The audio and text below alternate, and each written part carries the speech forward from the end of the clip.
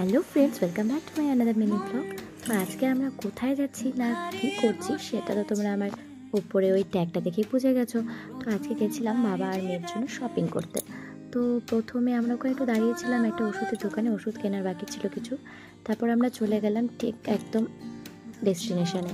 তো আর আকাশটা এত ভালো ছিল, না মেঘ না মানে রোদ, মানে খুব সুন্দর ওয়েদার ছিল। তো এই ওয়েদারে তো শপিং করেও মজা।